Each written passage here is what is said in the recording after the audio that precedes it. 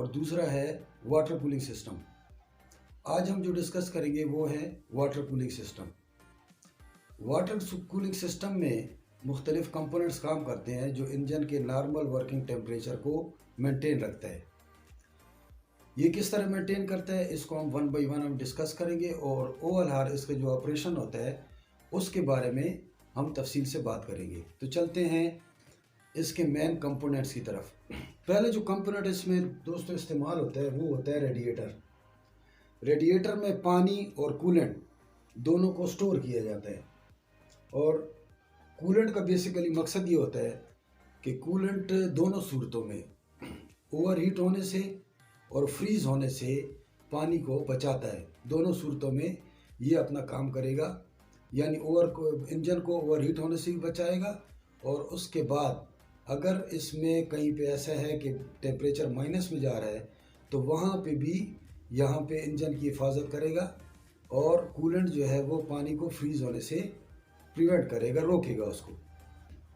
दूसरा जो इसका कंपोनेंट है जो आपको क्रॉस में नज़र आ रहा है, रेडिएटर फैन जो है ये ड्राइव लेता है क्रैंकशाफ्ट से और ये इसका काम ये होता है कि ये फ्रंट से यानी रेडिएटर के फ्रंट पे जितनी भी हवा से टकरा रही है उसको सक करके और फर्दर थ्रो करता है इंजन ब्लॉक के ऊपर। तीसरा जो इसका कंपोनेंट है वो है वाटर पंप। वाटर पंप का काम ये होता है कि इंजन ब्लॉक में जितनी भी वाटर जैकेट्स हैं, ये रेड एरो आपको नज़र आ रहे होंगे सिलेंडर्स के बिल्कुल साइड पे, ये सिलेंडर है, ये पिस्टन है इसके दरमियान में, इसकी साइड पे वाटर जैकेट्स बनी हुई है। ये वाली जो रेड आपको एरो नज़र आ रहे हैं ये वाटर जैकेट्स हैं। तो ये वाटर पंप जो होता है ये इस वाटर जैकेट्स में जितने भी पानी होता है उसको प्रेशर के साथ सर्कुलेट करवाता है पूरे इंजन में, यानी इंजन ब्लॉक में।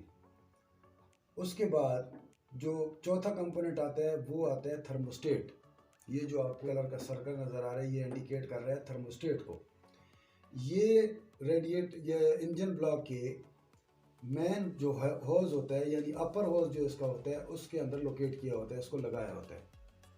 इसका बेसिकली मकसद ये होता है कि इंजन जब तक अपना वर्किंग टेम्परेचर मेंटेन ना कर ले उस वक्त तक ये वाटर जैकेट्स में जितना भी पानी है जो कूलेंट के साथ मिक्स है इसको यहाँ से परमिट ना करे, अपर होज से रेडिएटर की तरफ इसको परमिट ना करे, इसको ना जाने दे यहाँ से।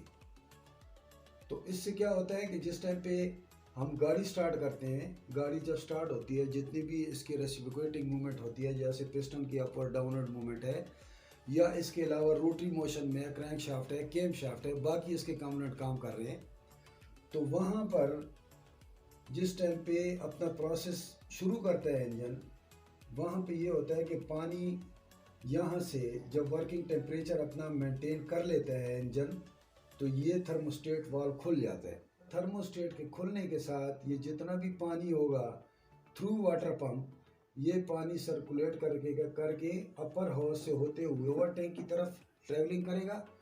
जो एयर इसको टकराएगी आगे से वो इसको कूल करेगी और इसके बाद दोबारा जो है ये यहाँ से क्रैंक केस में जो वाटर जैकेट्स बनी हुई हैं उसके अंदर ये सर्कुलेट करेगा। वाटर जैकेट्स का बेसिकली मकसद ये होता है कि वाटर जैकेट्स जो होते हैं सिलेंडर वॉल्स जो होती हैं इनमें जितना भी एक्सेसिव टेम्परेचर होता है यानी वो टेम्परेचर जो ज़्यादा हो रहा है इंजन में टेम्परेचर बिल्डअप हो रहा है उस टेम्परेचर को एब्जॉर्ब करता है और उसके बाद ये पानी और कूलेंट जो मिक्स होता है ये उसके बाद सर्कुलेट करके थ्रू थर्मोस्टेट अपर हाउस में आता है और अपर हाउस से दोबारा रेडिएटर में आ जाता है। यानी ये लूप जो है ये इसका चलता रहता है जब तक इंजन स्टार्ट है ये काम करेगा।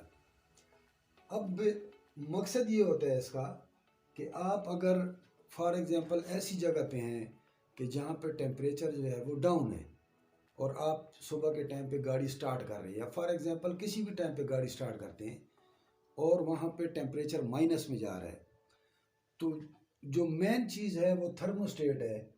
थर्मोस्टेट कभी भी अलाउ नहीं करेगा इस पानी को जब तक इसका टेम्परेचर जो है अपना जो रिक्वायर्ड टेम्परेचर है वो मेंटेन ना हो जाए। यानी मुख्तलिफ जो है ना मैन्युफैक्चर इसके टेम्परेचर के बारे में बताते हैं, बाद 75 to 90 डिग्री सेंटीग्रेड बताते हैं, 82 से 90 भी बताते हैं, 82 से 100 भी बताते हैं। डिपेंड करता है मैन्युफैक्चरर पे कि उसने कितना टेम्परेचर जो है इसका रखा हुआ है।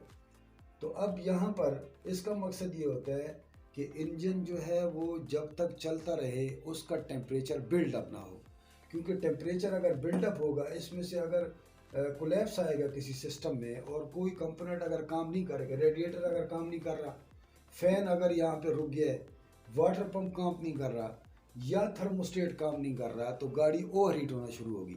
और जब गाड़ी ओवर हीट होगी तो उसके साथ क्या होगा कि यहाँ पर जितने भी यहाँ पे पिस्टन्स हैं, यहाँ पे हो सकता है कि ये मेल्ट होना शुरू हों। और टेम्परेचर की जब ज़्यादती होती है, जारी बात है कि इसके टेम्परेचर की वजह से जो मेटल होते हैं वो यहाँ पे एक्सपेंड होने शुरू होते हैं। एक्सपेंड जब होगा तो हम कहते हैं कि इंजन सीज हो गया इसका, किस लिए, गाड़ी ओवर हीट हुई और सीज हो गया। तो जिस तरह लुब्रिकेशन सिस्टम काम करता है कि वो मेटल टू मेटल कॉन्टैक्ट को रोकता है, फ्रिक्शन को रोकता है और इसके टेम्परेचर को नॉर्मल रखने के लिए उसकी हेल्प करता है, ऑयलीनेस बीच में लेके आता है, उस तरीके से वो वहाँ पे इंजन को प्रोटेक्ट कर रहा होता है।